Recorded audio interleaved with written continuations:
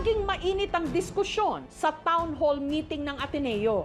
Bakit daw tila naging tahimik ang universidad at hindi agad nagbigay ng mga detalye tungkol sa nangyari? Yung nangyari kay Divine at kay Rene was completely avoidable. Bago ang town hall meeting, nagdaos ng press con ang Ateneo sa pangunguna ng presidente nito, si Father Bobby Yap. We face you today with heavy hearts, speaking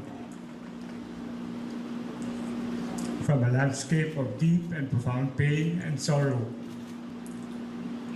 When a young man dies, we mourn both the loss of life and the shattering of dreams. on behalf of Ateneo de Manila University, I am here to say simply and directly, we are truly, deeply sorry. Makikipagtulungan daw ang Ateneo sa investigasyon. Bubuo rin daw sila ng Independent Fact-Finding Panel. Nito lang June 15, nag-resign na si Tab Baldwin bilang head coach at si Epok Kimpo bilang team manager ng Ateneo basketball team.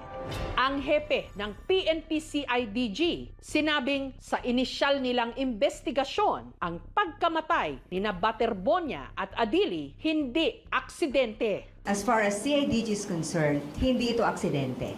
Right now, ma'am? Yes, No, po. it's not. There are two directions yung pinupuntahan namin. Either homicide or racing po. It was not intentional.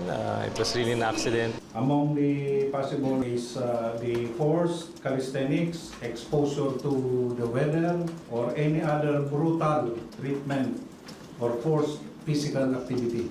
Meron na raw silang 7 persons of interest. 48 tao naman daw ang kanila nang ipinasabina. There are some inconsistencies between what the players said and what the coaches said. Kasi ibang vantage points, mga players nasa dagat, yung mga coaches nasa pangpang. Mayroong siren at 4 a.m. Sa kumakalat din ngayong lumang interview ng dating players ng Ateneo Blue Eagles, ikwinento nila na meron na palang player na muntikan ding malunod sa nakaraan nilang bootcamp o training. Pumunta kami ng Baler. Walang basketball, as in sa beachfront lang kami. May mga parang challenges kami dati nun. Kailangan mag-relay papunta sa tubig.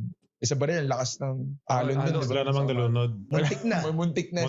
Naging usap-usapan din ang naging pahayag ng tiga MDRRMO ng Aurora Province na ipinatigil niya di umano ang CPR kay Baterbonia para madala raw ito agad sa ospital. Hanggat maaari, huwag kang huminto ng CPR. The reason why we are performing CPR and artificial ventilation is to continue the artificial oxygenation of the blood that will flow. Kung halimbawa man merong naging kapabayaan ay nagresulta sa pagkamatay, ang tawag doon sa batas ay criminal negligence, reckless imprudence resulting in homicide. Ngayon